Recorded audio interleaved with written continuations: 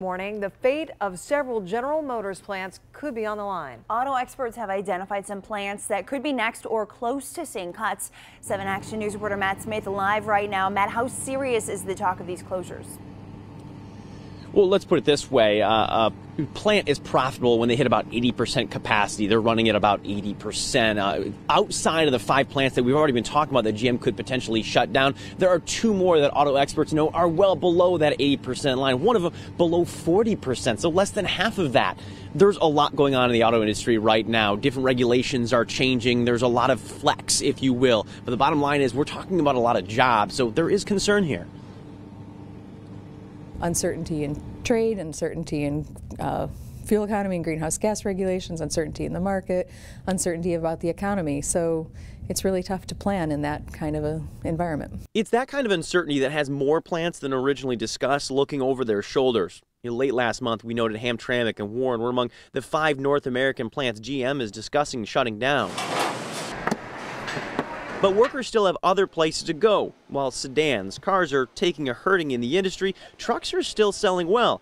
But not all plants are tooled to handle those vehicles, and experts are noting some local plants are performing well below capacity. And that means more money lost for GM. For instance, Lake Orion is running a single shift right now. And auto experts like Kristen Dizek from the Center for Automotive Research says that could spell trouble for GM.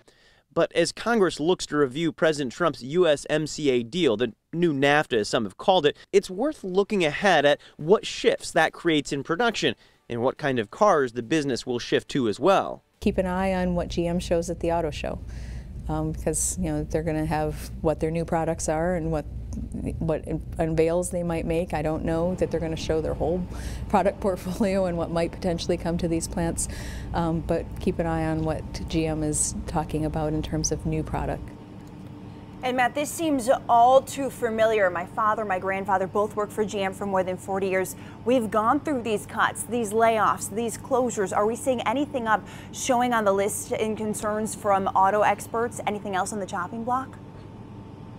I mentioned Lake Orion because they're down at that like 1/3 mark, which is pretty scary. But there's also another one, Lansing, the Grand River plant. They are well below that 80% mark. We're talking about a lot of situations there with those shifts. That's why she said, mentioned to look at the auto show.